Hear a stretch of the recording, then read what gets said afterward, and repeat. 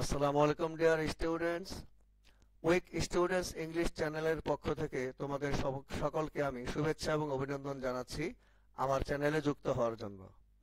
তোমরা এখনো যারা আমার চ্যানেলটি সাবস্ক্রাইব করোনি অতি দ্রুত সাবস্ক্রাইব করে নাও এবং পরবর্তী ভিডিও পাওয়ার জন্য বেল বাটনে ক্লিক করে নাও।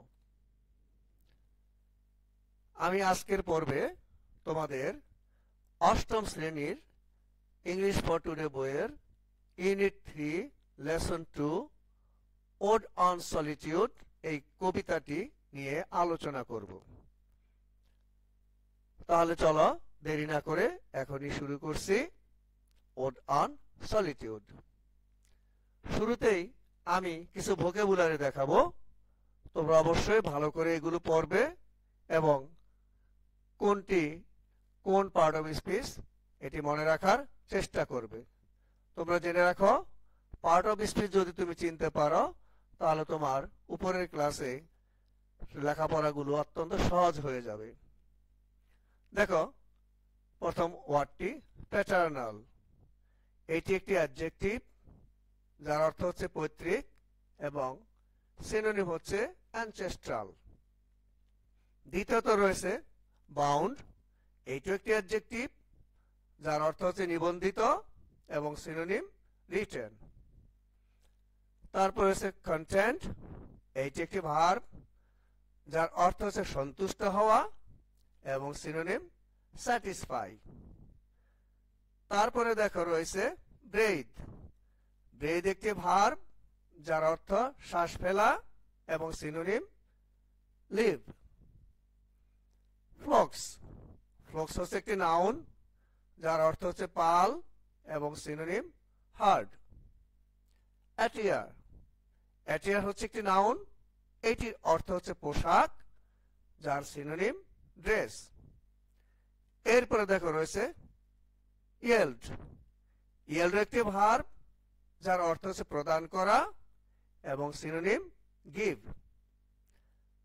তারপরে রয়েছে ব্লেসড। ব্লেসড একটি ভার্ব এবং এটির অর্থ হচ্ছে আশীর্বাদ করা যার সিনোনিম ব্লেস। তারপরে রয়েছে আনকনসার্নডলি।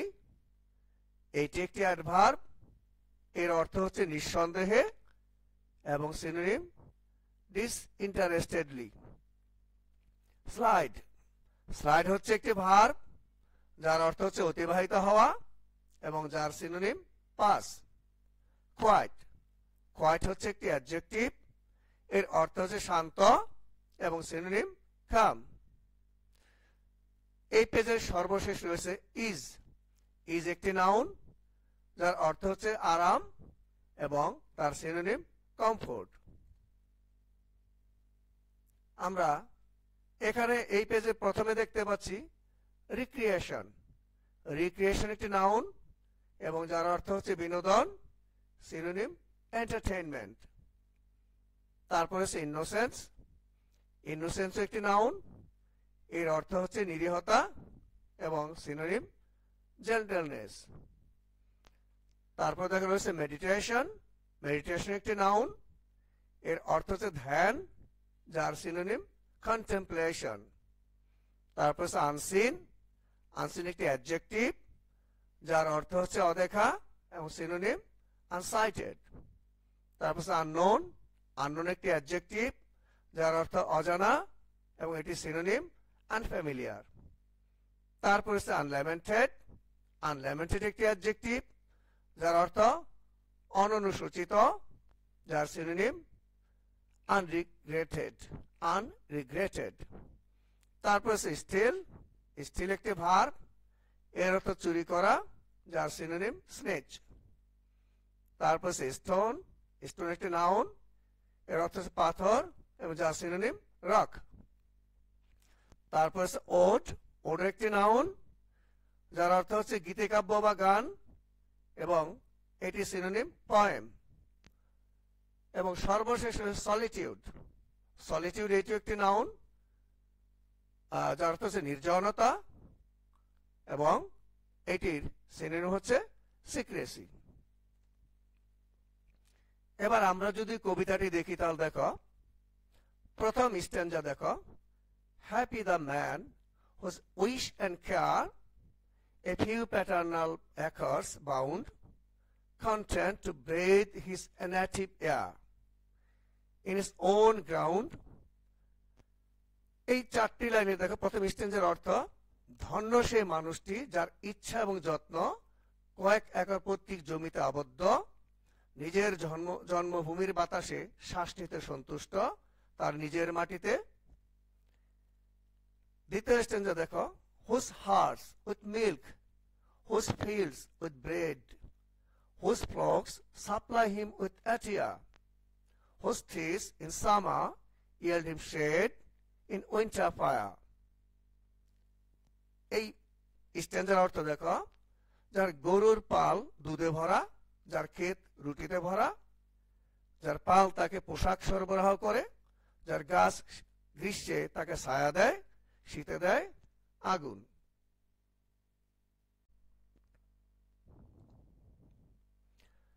আমরা পরের স্ট্যান্জাতে দেখি, blessed who can unconcernedly find hours, days and years slide soft away, in health of body, peace of mind, quiet by day. ধন্যকে নিঃসন্দেহে খুঁজে পাবে, ঘন্টা দিন এবং বছর ধীরে ধীরে চলে যায়, শরীরের সুস্থতায়, মনের শান্তিতে, দিনের বেলায় নীরবতা।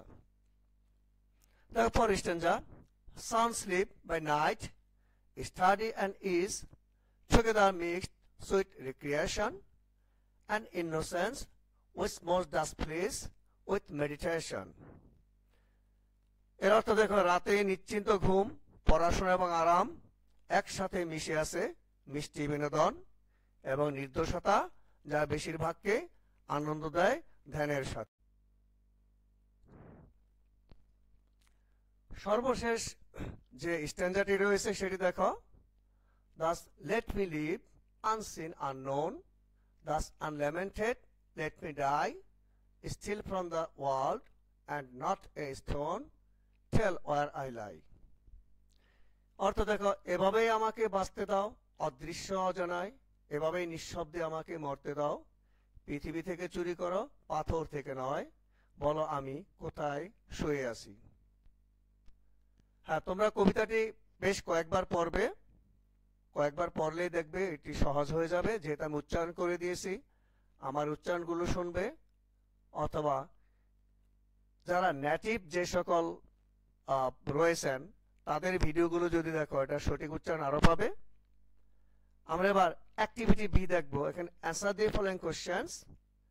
প্রথম প্রশ্নটি দেখো, what things does a happy man have? একজন সুখী মানুষের কি কি জিনিস রয়েছে? এখানে কবিতার আলোকে যেটুকু আমি পেয়েছি দেখো, এ happy man possesses a small plot of inherited land where he can live self-sufficiently, providing for his own needs with the produce from his fields and animals, enjoying the simple pleasure of nature and living a quiet life away from the hustle and bustle of society. আমরা যদি এবার দ্বিতীয় প্রশ্ন দেখি, দ্বিতীয় প্রশ্ন হচ্ছে, how does he pass his time?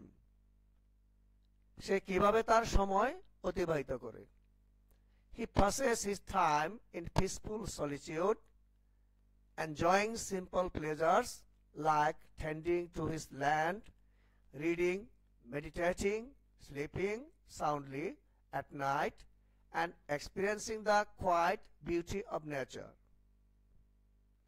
অর্থাৎ সে শান্তিতে, নির্জনতায়, তার যে সাধারণ আনন্দ উল্লাসের মধ্যে, যেমন তার জমিতে কাজ করে ঘুরে, পড়াশোনা করে, ধ্যান মগ্ন করে, এবং রাতের বেলা সে শান্ত একটি ঘুম দিয়ে এবং ইত্যাদি অভিজ্ঞতার মাধ্যমে সে একটা সৌন্দর্য, প্রাকৃতিক একটা সৌন্দর্য সেও পেয়ে থাকে। এভাবে সে তার সময়কে অতিবাহিত করে।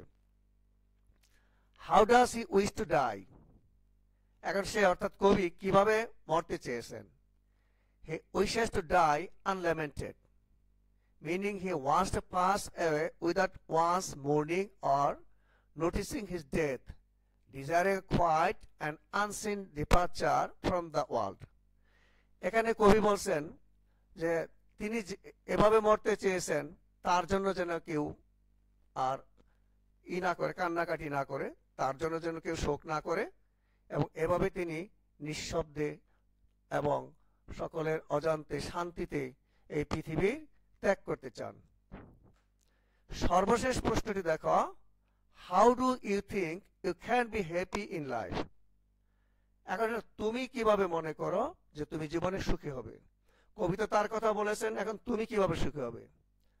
I think I can be happy in life by living a solitary, self-sufficient life in nature, away from the trouble of society, where one can find peace and contentment in their own company, with simple pleasure and a clear conscience.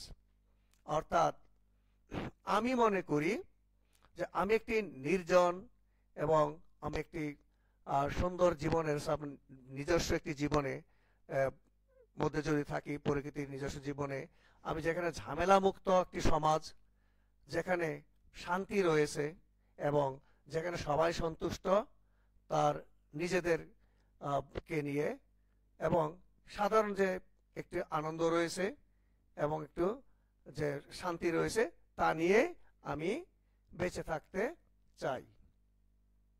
তাহলে শিক্ষার্থী বন্ধুরা, আমার এই ভিডিওটি এখানে শেষ করছি। ইনশাআল্লাহ পরবর্তীতে অন্য কোনো বিষয় নিয়ে আবার তোমাদের নিকট হাজির হব।